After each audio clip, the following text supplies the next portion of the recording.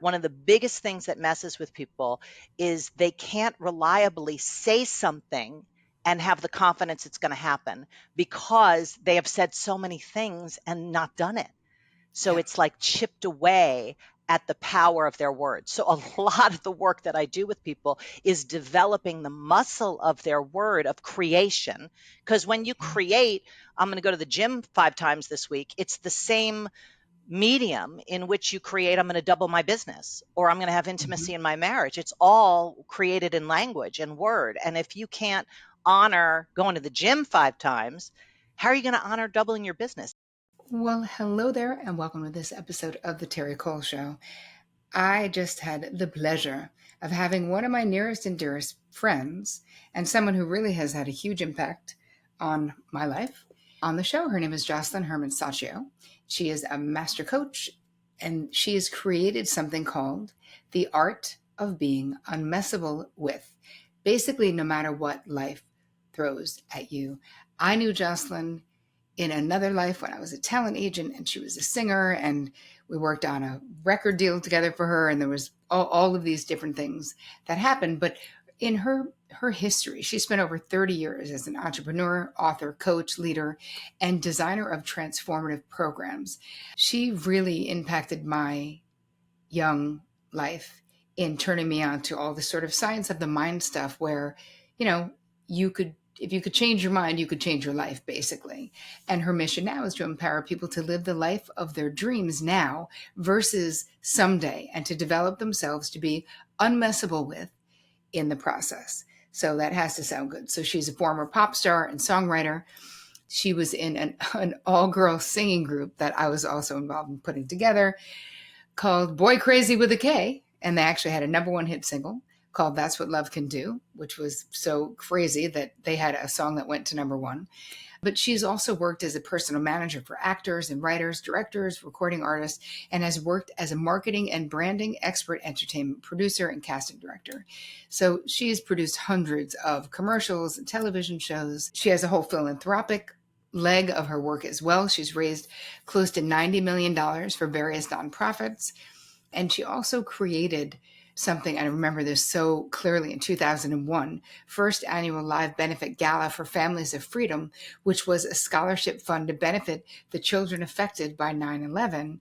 And she was actually named New Yorker of the Week during that time. So there are so much more to her bio. You've seen her all over the place. She got a TEDx talk called Abracadabra, Living the Life of Your Dreams Now, Not Someday. She's married. She's got 3 amazing kids.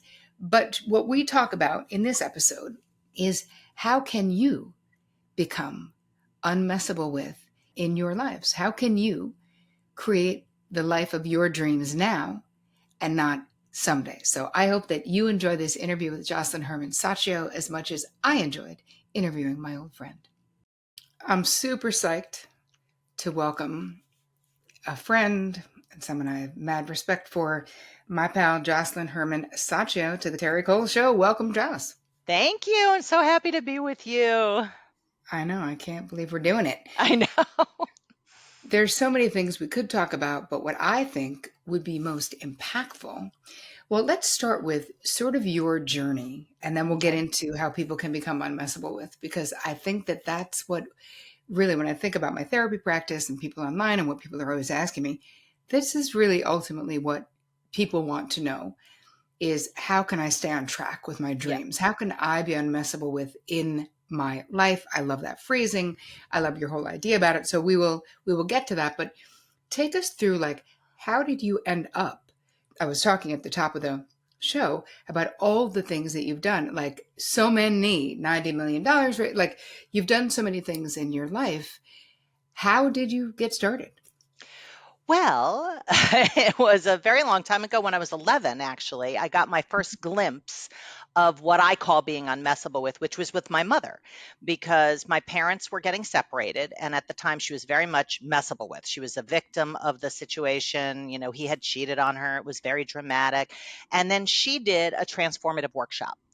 And when she came out of that workshop, it was like a different human being. She was creating and fulfilling and saying she was going to do something and then doing it. And it was like I never saw anything like it. It was like a superhero or something. And I didn't have the word unmessable with, but that Mhm. was what that was, right? Right. And then a year later, my dad did the same workshop and they ended up getting back together. And as you know, because you've known me for 902 years, my parents just celebrated 65 years together and they're 90 and 92.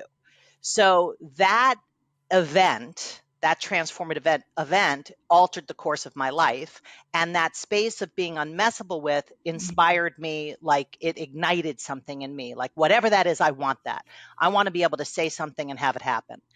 And so I participated in my first transformative workshop when I was 11, and I began to develop that muscle, even though I didn't have the word for it. And then flash forward in my early 20s, which is when we met, Mhm. I was yet again in a transformative workshop, and I had a dream to be a singer since I was 4.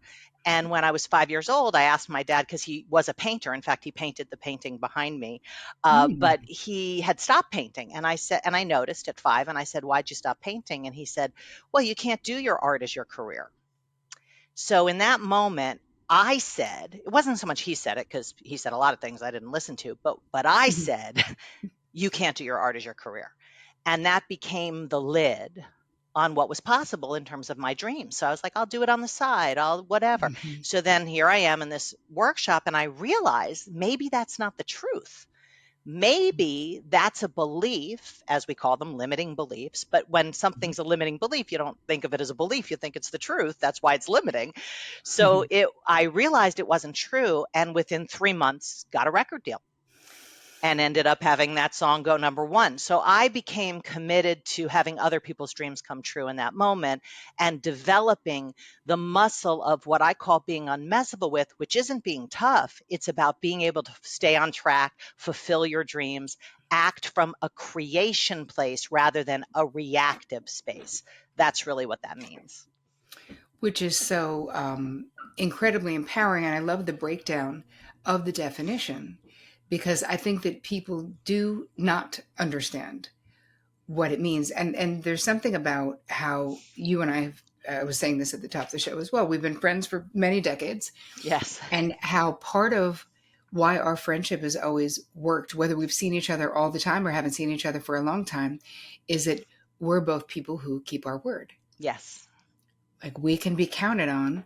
If you say you're going to do it, you do it. If I say I'm going to do it, I do it. Yeah. Anything is possible when you're in connection with people who are trustworthy, Mhm. right? So I look at it from that point of view, right? Psychologically, Right. emotionally. But in my life, after all of the therapy and all of the things, and me also doing the transformative same workshop that you're Yeah. talking about, because you made me, but you know, how that impacted my life again, Yeah. identifying limiting beliefs. For me, the first time that I did that, I don't even know what it was called then. It was the forum back then. Yeah. Yes, it was the forum. Exactly. I remember one of my biggest rackets, and I go on to use this whole terminology, and I've been teaching it for years, saying exactly where I got it from because I didn't make it Yeah. up. Yeah. But the whole thing about with my father, that I was the wrong gender. That was my limiting belief. And Mm. that my father didn't love me. That was what I thought. Yeah. And I remember, I don't know if it was you or your dad, or like, I can't remember. I just remember that part of what I needed to do for this weekend was to call my father, which I was fucking terrified to Yeah, do. I can imagine. Oh my God, what a nightmare. And I had to be like, so anyway, I call him, so awkward because we had such an awkward relationship. And I was like, hey, I have a question. He was like, yeah. And I was like, are you positive that you love me? And he was like, yeah. And I was like, okay, just checking. He was like, okay, bye. Like, but So what so happened ending the drama for,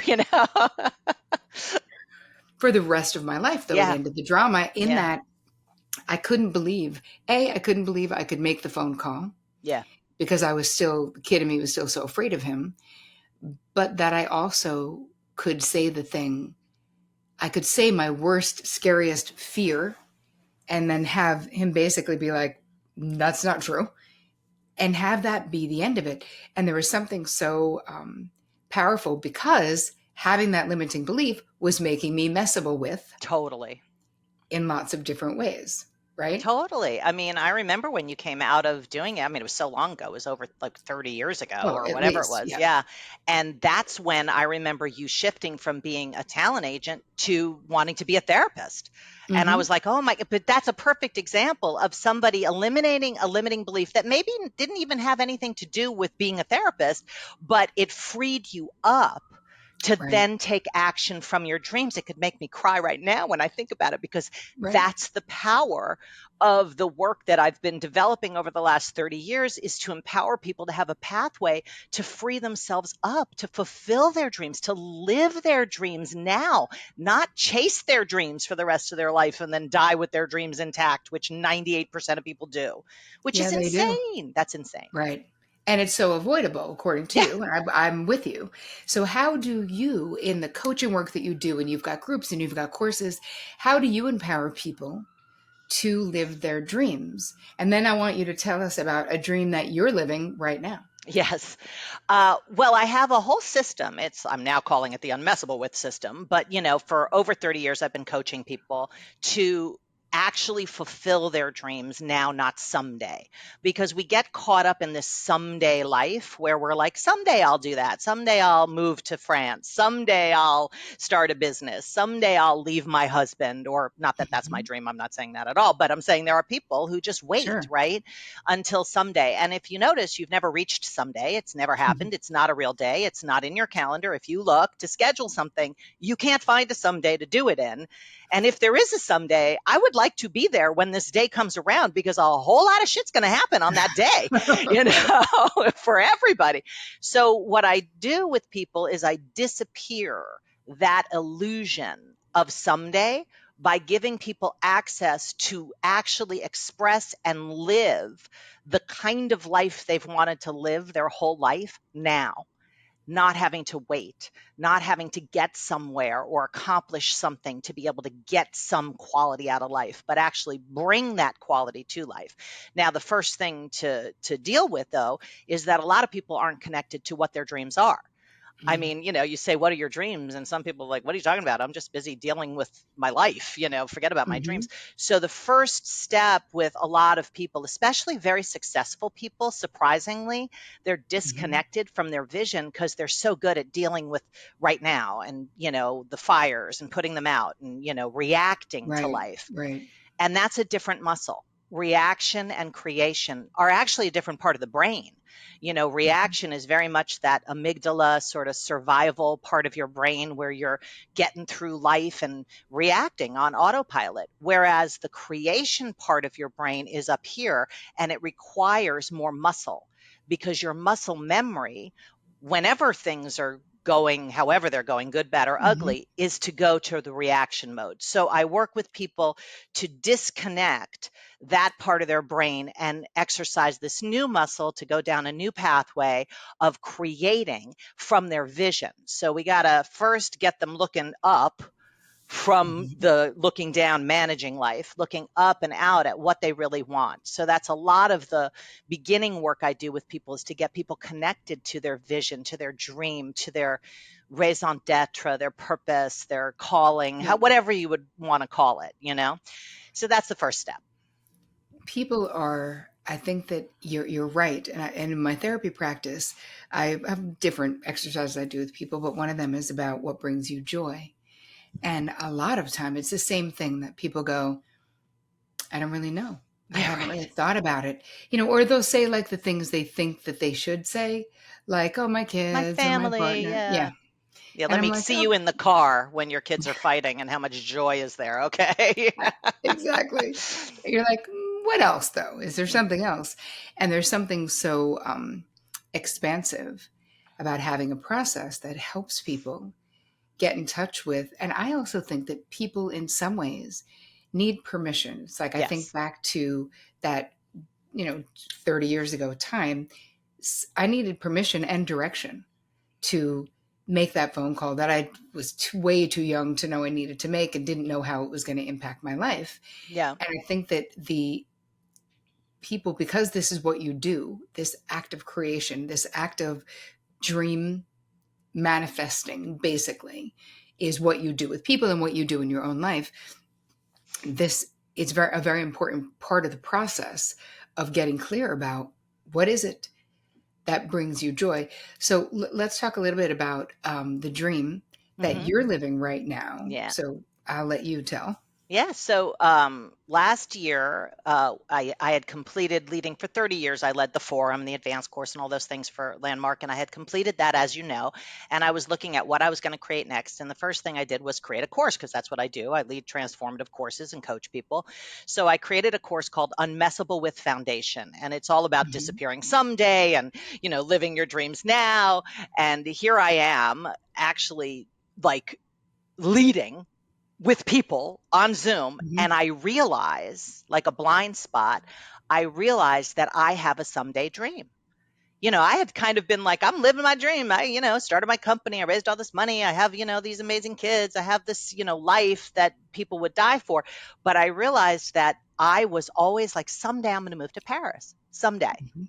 And for 40 years, I've been talking about moving to Paris and going to Paris multiple times a year and all that stuff. So, in the middle of leading, I have this insight, like this epiphany. And I got off the Zoom and I turned to my husband. I said, are we going to do this? Or are we going to talk about it for the next 10 years? And we just said, that's it, we're doing it. And within weeks, we got an apartment, we got a visa, we like got out of our lease in New York and downsized so that we could have the apartment for our kids and then also be in Paris. And we moved on May 1st and have been living mostly in Paris this year, coming back and forth for my parents and my kids. But that was something I literally thought I was going to have to wait till I was like 65 and retire, whatever, all the shoulds and Mhm. the way people do things. And well, we won't be able to have enough of this. And I started to actually look at the reality of the situation of what it would take. And it was completely doable and happened with such flow, as Yeah. things do when Yep. you're in your dream space. And it was like magic. And now I have the life better than I could have dreamed. Like Wow. everything I ever dreamed of times 10 is what it's like, the experience of living in the place of my dreams. Yes. Oh my guys, you guys have to follow Joss on Instagram if you want to pretend you're living in Paris. It's so fun. So And it's if you want to it's get fat by just looking at posts of food, but yes, at Be exactly. Unmessable With at on Instagram. Yeah. Yes, and we'll put all this in the show notes as well. Yeah. So, with the work that you do with people, Hmm. with all the coaching, what is the number one thing that you found over the many decades you've been doing this that messes with people? Well, there's a lot of different areas that mess with people. I mean, you could think, well, sleep, not taking care of themselves, well-being, exercise, money, sex, family, relationships, but all of it, Tara, and you'll get this right away, is under one umbrella, and it has to do with your word, which is what we started talking about you and I can rely on each other to honor our word with each other.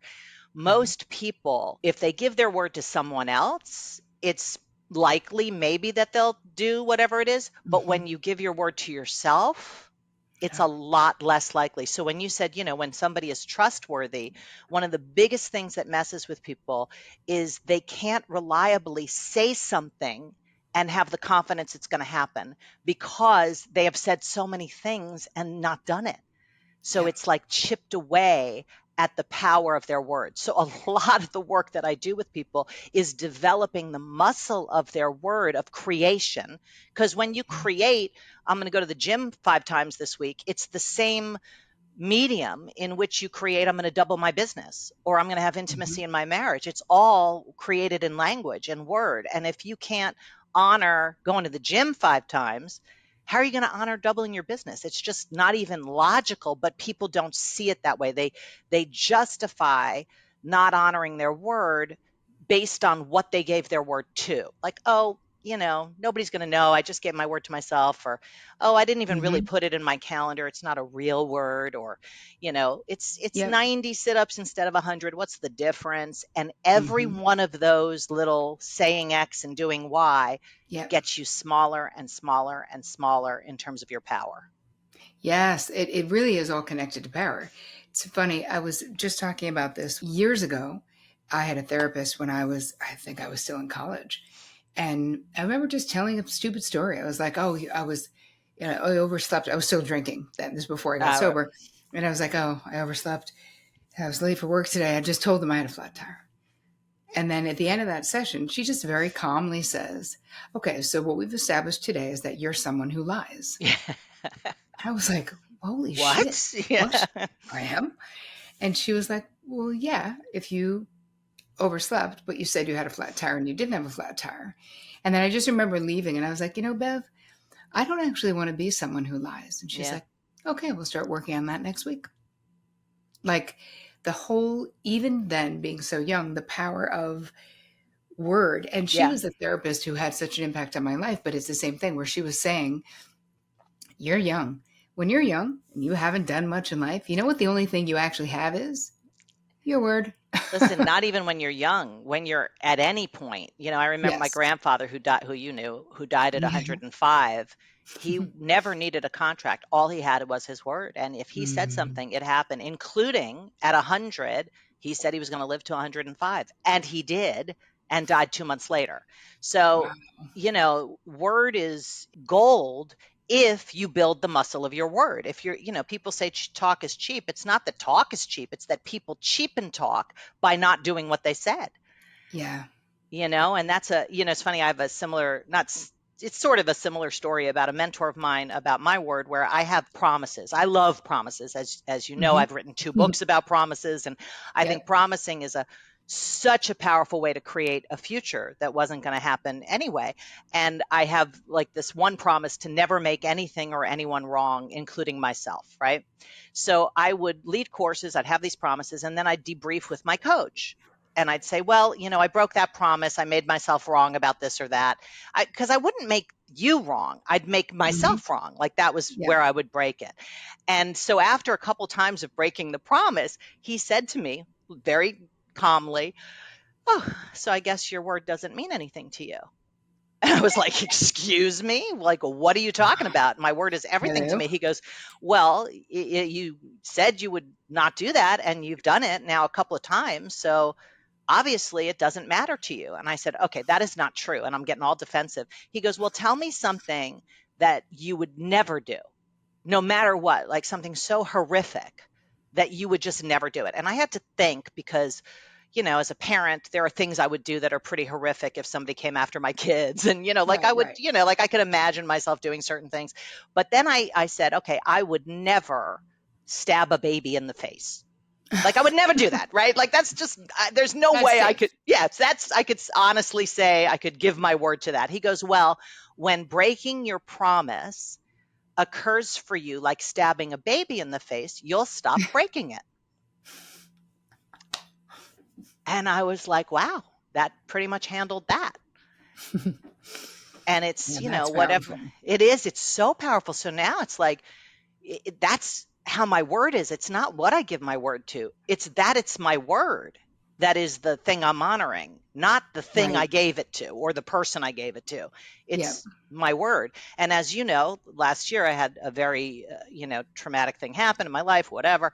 And my word was the only thing that got me through that time, Yep. because I promised to never make anything or anyone wrong, including myself. And I had to honor that promise, including the people in that situation that were involved that I could have easily made wrong, Hmm. So I thank God for the muscle of word. But so, how did not making them wrong? How did that serve you in this situation? Well, first of all, when you make anything wrong, and I know some people could be hearing, what do you mean make wrong? They are wrong or whatever, it's like, Yeah. Yeah. but whenever you're holding a resentment Hmm. against anyone, including yourself, your Hmm. heart is shut down. So, how it supports me to not make anything wrong, including myself, which is a resentment against myself, is it keeps my heart open. It keeps me in a space of creation rather than reaction, because I Mm. create not making anything or anyone wrong. That's not normal for me. That's not what I wake up into. I wake up into what a jerk or whatever, Right. whoever, whether it's me or them that I'm talking about, what an Hmm. idiot, what's the wrong with these people? And then I have to actively create what I created. And it really doesn't matter what you create. It's that you're creating it and honoring your creation that keeps Hmm. you in the space of being able to make the kind of results happen that you can't even fathom from that world of reaction. Right. Yeah, there really is, when you think about the constriction, like the Yeah. constricted energy that comes along with reacting. Not to mention, reacting isn't mindful, right? No, When we're reacting, we're just in fight, flight, freeze, fawn. We're just in a uh, survival. scared, Yeah. exactly, scared and surviving mode. Yeah. So let's talk a little bit about women, because I get a lot of questions of people, women in particular, just feeling like they're so torn between career and Hmm. family, and who endlessly feel like they are failing at one or the other, right? When they're at work, they feel like they're failing at home. When they're at home, they feel like they're failing at work to a degree. So, and I've answered these questions in different ways, but I know this is something you and I have talked about. So, what Yeah. is your thought about how can women, in your estimation, have both without sacrificing either? Well, I can say that one thing I deal with, and 70% of my clients are women, but Hmm. a lot of what they deal with is how do I have it all, which is kind of the question you're asking. How do I have it all? And it's not possible to do it all, but it is possible to have it all. And most people confuse those two things, which is why they're constantly torn. And by the way, Hmm. also burnt out and overwhelmed, which is a recipe for Yeah. burnout and overwhelm, which I deal with a lot. So the first thing I would say is context is decisive. So and what I mean by that is if I say, in the context body part, what is this thing? You would say what in the context body part? And what do you mean? This Like, your finger? yeah, Oh, exactly. sorry. It's like you This, don't have to yeah. think about it, right? And if I Right. say the context number, what is it?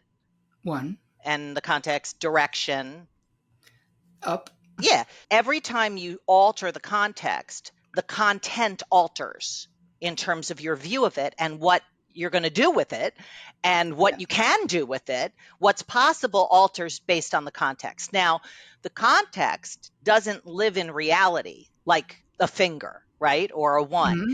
but it is lives in language and it's Hmm. completely malleable. So when people are at work and they have one context for work, like, oh, I got to get things done. And then in family, they have a different context, like, oh, I have to be loving, or whatever the context is, that shapes how you view the content. Why people get torn is because they have different contexts for different areas of their lives. Hmm. So they're constantly being pulled into different realities. And that's exhausting. Yeah. So, what I coach people to do is create an overarching context for their life that can include all of it. It can include their family, it can include their work, it can include their well being, it can include, their romance, whatever it is, so that they can actually have a context of, like, for me, my context is empowering people to make their dreams come true, right? So that includes my family, it doesn't exclude them, and it Hmm. includes my work and it includes everything. It includes going to Starbucks or being in a taxi and speaking to the taxi driver. So Yeah. I'm never outside of my created context. Most people don't create context, they just end up in a context and then Mm. they are surviving the context they ended up in. So, actively designing a context gives you a chance to have the kind of life that you are authoring, not that the circumstances are authoring. So, that's one part of it, right? Context. Then, the second part for women specifically is women are not great at making requests. Mostly they're like, I'll just do it myself or Mhm. I'll handle it all. So, one thing that you have to get good at if you're going to have it all is making requests because, again, you can't do it all.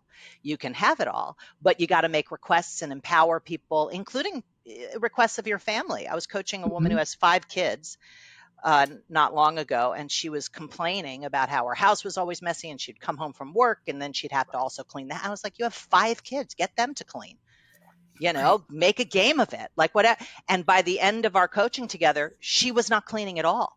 They handled Mhm. all of it, but you don't give people an opportunity to contribute when you don't make requests, when you're Right. doing everything yourself. So those are kind of like the two answers I would say. I love that. And that's part of, like, so moving complaints into requests is another thing that you talk about. Yes. So she was complaining, and so you empowered her to find a way to enroll Yep. and request the participation of the kids so that she wasn't resentful. The thing that gets lost is in when we're doing it all Yes. Which you can't is, do. nope, It's not it's possible. impossible. Yeah. But the resentment that comes up for feeling like we must, even if we haven't even given anyone a chance Yep. to step up, and part of the thing therapeutically is I'm always like, well, before we're mad at this person, why don't we give them an opportunity?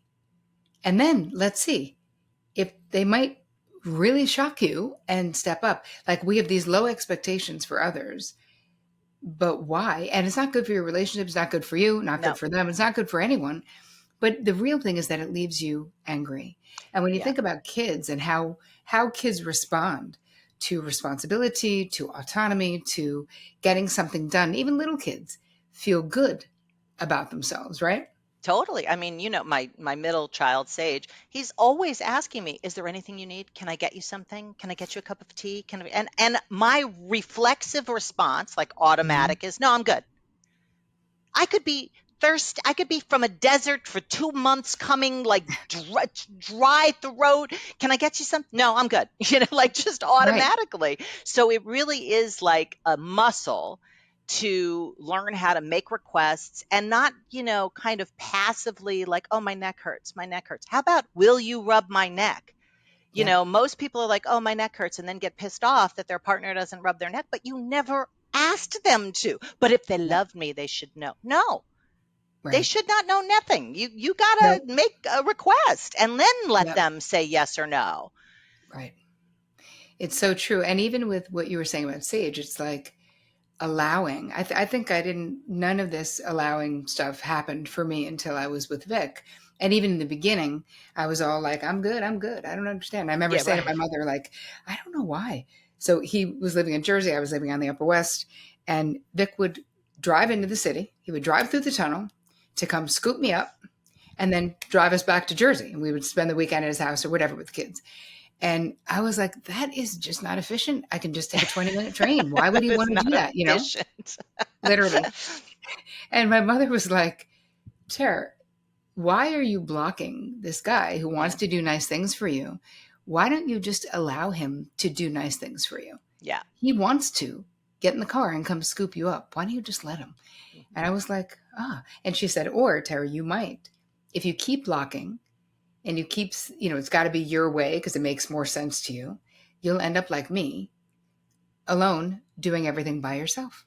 Yeah, it's such good motherly advice. Of course, we unfortunately don't listen to our parents until we get, older, but it's so true. It's so true. Hmm. And even the mother that I was talking about with the five kids, what ultimately switched it for her, switched the way it occurred for her, the context is, I said to her, do you like to make a difference with people? Do you like to contribute to people? She goes, I love it. It's what, and she worked with the church, and I mean, her whole life is about making a difference. I mean, she adopted, one of those five children. She has a child with special needs. I mean, she's all Yeah. about making a difference. I said, okay, well, when you don't accept people's support, you rob them of the opportunity to make a difference with you. So you're ultimately being stingy. And that's when she realized, "Oh my god, I don't wanna be stingy. I want my kids to Yep. have the joy of being able to contribute and make a difference." And so that was the flip for her in terms of the finger or the direction or the number. It Yeah. altered it for her in that moment. It totally makes sense. So tell us, for people who are interested, where can people find you? I want to hear, what are you up to? Where can people find you? Well, my website is the art of being unmessablewith.com. So there's a Yeah. ton of free offerings and courses and, things that you can do, a 5-day promise challenge that you can Oh yeah. do. We'll actually put the promise challenge in the in the show notes because that's great. Great. Yeah. And that's a good way to start exercising the muscle of word. But I do Mhm. group coaching. I do, 6-week courses. I do, short little 1 hour courses. I did for you in one of your masterminds, the Yeah, calendar you did. workshop for your people. It's And I do amazing. thank you. I love that workshop. That it really creates an opportunity for people to use their calendar to create their life versus a to do list. Um, Exactly. and I do one-on-one coaching. I have very limited space in the one-on-one coaching. As you Yeah, know, there's only so many hours, but there's all sorts of ways, including just being part of my newsletter and getting unmessable with tips every week. right on. All right, I have one last question for you that I ask most people. Personally, what has been your most challenging boundary struggle, and how did you overcome it if you have? I think it has to do with work because I love my work so much. It doesn't occur as work for me, but delineating days that I'm not working. Because for Mm-hmm. me, I'd just work all the time. I'd be like Mm-hmm. calls on the weekends, calls on and I have had to design, okay, these are the days I'm not doing that. Right. I am not going to do that. And even today, I had a client who's going through something really difficult. And she's like, I can't do our call tomorrow. Can you do it on the weekend? And I Mm-hmm. had the initial thought, well, I want to take care of her. So Yeah. I'm going to say yes. And then I was like, no, I have to honor my word to Yeah. myself. Yeah. And that's what I would say about a boundary is more like a word to myself is how it occurs for me. I know Yeah. you're the boundary boss, but you Mhm. and I have had those conversations where it's just like, no, it's like at some point you got to honor your values and what really matters to you Yeah. more than your impulses. Yes. I love that so much. That's a beautiful share. You guys, you know where to find Jocelyn.